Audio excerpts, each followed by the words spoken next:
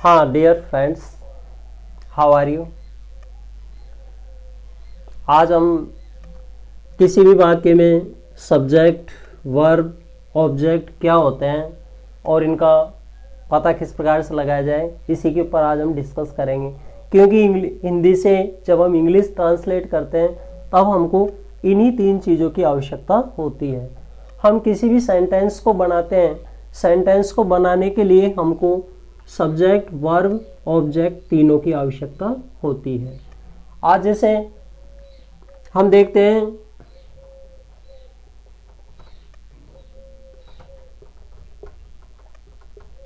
वह अंग्रेजी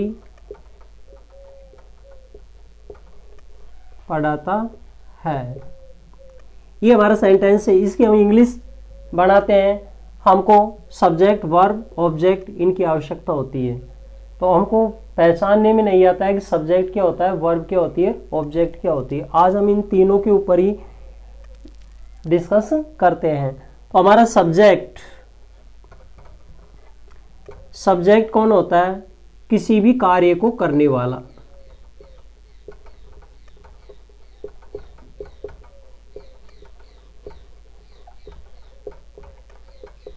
कार्य को करने वाला या जिसके माध्यम से कोई भी कार्य किया जाए वो सब्जेक्ट कहलाता है। सब्जेक्ट आपका नाउन, प्रोनाउन या कोई थिंग्स आदि भी हो सकते हैं। अब आपको ये ध्यान रखना है कि कोई भी कार्य किसके माध्यम से हो रहा है, वही हमारा सब्जेक्ट है। हमारा फर्स्ट सेंटेंस है वह अंग्रेजी पढ़ाता है, यानी इसके अंदर क्या हो रहा है, अंग्रेजी पढ़ने का कार्य हो रहा है। अब इंग्लिश पढ़ाने का कार्य किसके द्वारा किया जा रहा है? वह के द्वारा। इंग्लिश पढ़ाने का कार्य किसके द्वारा किया जा रहा है? वह के द्वारा। अब आप लोगों को इसके बाद में वर्ब होती है कि वर्ब किसे कहते हैं। वर्ब या तो एक्शन होता है या एक्शन ऑफ स्टेट होती है, यानी क्या कार्य चल रहा है, क्या कार्य चल रहा है उसको हम वर्ब कहते हैं। तो हमारे यहाँ पर पढ़ाता है यानी पढ़ाने का कार्य हो रहा है, पढ़ाने का कार्य हो रहा है, इसका मतलब ये हमारी वर्ब है। और ऑब्जेक्ट क्या होता है? ऑब्जेक्ट हमारा जो सब्जेक्ट है, जिस कार्य को करता है वो हमारा ऑब्जेक्ट कहलाता है। तो मैं आपसे ही पूछना चाहता हूं कि यहाँ पर सब्जेक्ट क्या कार्य कर रहा है? सब्जेक्ट क्या कार्य कर रहा है? डेफिनेट आपका आंसर होगा इंग्लिश पढ़ाने का, यानी वर्क किसके ऊपर चल रहा है? इंग्लिश पर। इट मीन्स ये हमारा यहाँ पर ऑब्जेक्ट हो गया।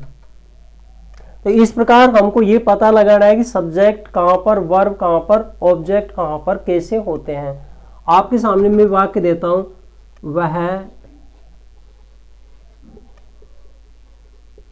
खेलता है। अब हमको वर्ब यानी खेलना, वर्ब के साथ में हम हु लगाते हैं। हु प्ले, हु प्ले, कौन खेलता है? आपका आंसर होगा वह। तो हम सब्जेक्ट का पता लगाने के लिए, हम सब्जेक्ट का पता लगाने के लिए, सब्जेक्ट का पता लगाने हेतु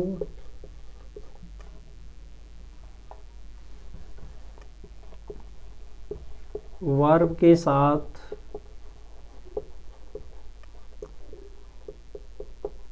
हु लगाकर प्रश्न करें, जो आंसर आए वही सब्जेक्ट होगा। ये विधि तो रही आपके लिए किस प्रकार की कि एक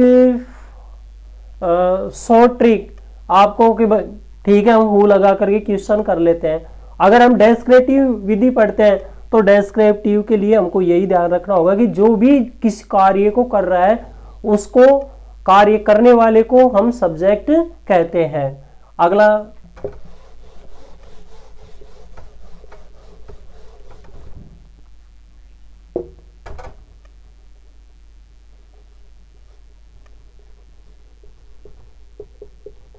वह फुटबॉल खेलता है। वह फुटबॉल खेलता है। अब इसके अंदर खेलने का कार्य, खेलने का कार्य कौन कर रहा है? वह। खेलने का कार्य यानी खेलता है, अर्थात खेलने का कार्य हो रहा है। खेलने का कार्य कौन कर रहा है? वह। इट मीन्स ये हमारा सब्जेक्ट होगा। उसकी एक्शन क्या हो रहा है, इसमें कार्य क्या हो रहा है? खेलने का, यानी प्ले, खेलने का, ये हमारी वर्ब होगी। अब क्या खेला जा रहा है? क्या खेला जा रहा है?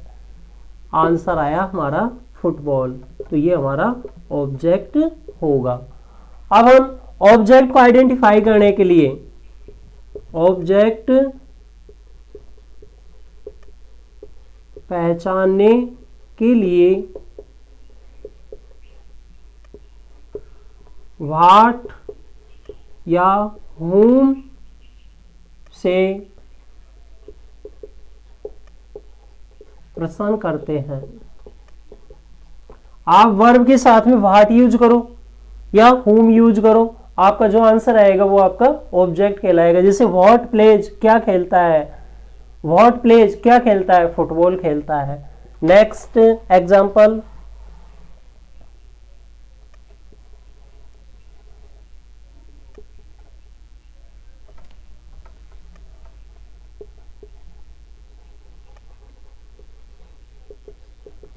She gave me a gift.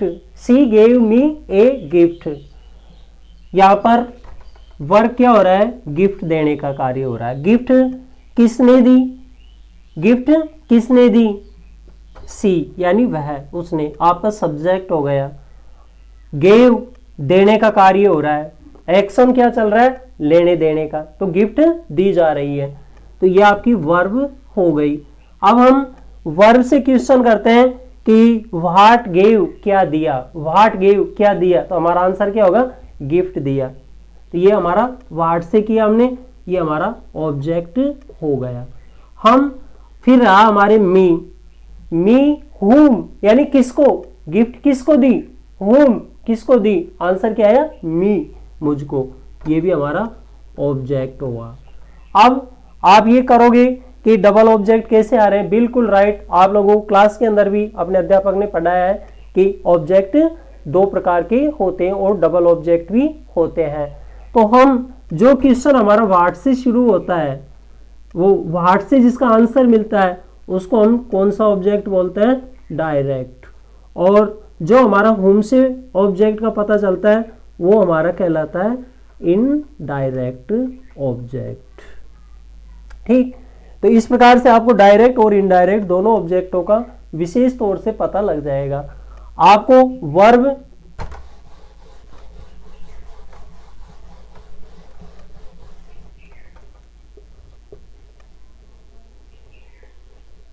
C runs in the morning, they take tea,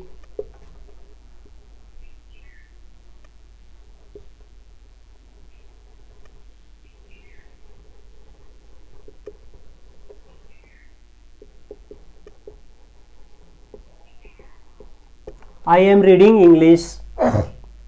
dear students, English जिस प्रकार से हमारे शरीर में प्रत्येक बॉडी पार्ट्स इंपॉर्टेंट है, बट अगर हमारे बॉडी पार्ट्स में से एक आंख, नाक, कान, हाथ, अगर इनकी एक एक की कमी रहे तब भी हमारे दैनिक जीवन में फर्क नहीं पड़ता है। बट अगर हम हमारे हार्ट को निकाल दें तो जैसे ही हार्ट निकलेगा पूरा बॉडी सिस्टम डेड हो जाता है। ठीक उसी प्रकार से आपके इंग्लिश के अंदर भी वर्ब जो है, वर्ब एक हार्ट कहलाती है। Verb is the heart of English. Verb English की आत्मा है। जब तक हमको इंग्लिश का वर्ब का पता नहीं चलता है आइडेंटिफाई, हम कुछ भी नहीं कर पाते हैं।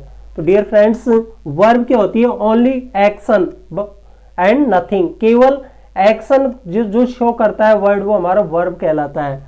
आपके सी रन्स वह दौड़ती है, दे टेक वो लेते हैं, आई एम रीडिंग मैं पढ़ रहा हूं, आई एम रीडिंग में पढ़ रहा हूं, सी रन्स इन द मॉर्निंग। यानी एक्शन किसके द्वारा हो रहा है, सी के द्वारा। एक्शन क्या है, रन्स दौड़ने का। They take tea, they take tea, action क्या हो रहा है, टेक लेने का, क्या चीज लेने का, व्हाट, टी। ये आपका ऑब्जेक्ट, ये आपका सब्जेक्ट।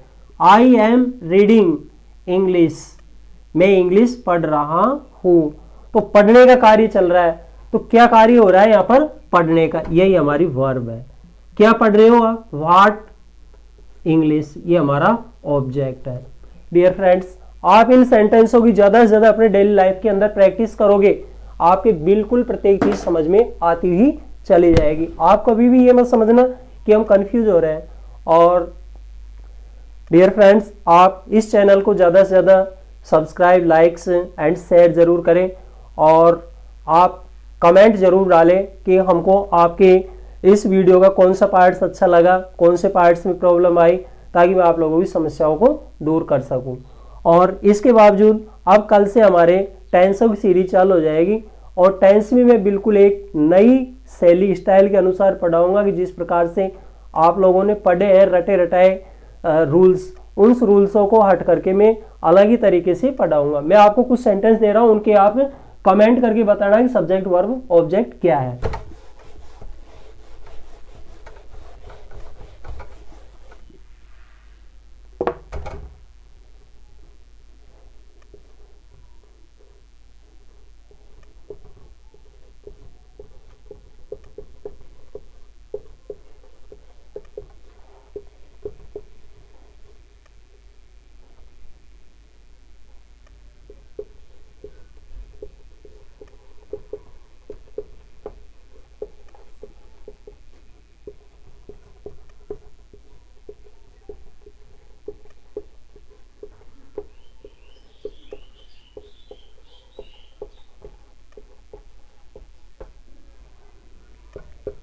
तीनों सेंटेंस है, तीनों सेंटेंसों के आपको सब्जेक्ट, वर्ब, ऑब्जेक्ट तीनों को कमेंट करके बताना है कि कौन सा क्या है और कौन सा इसमें सब्जेक्ट, वर्ब, ऑब्जेक्ट है।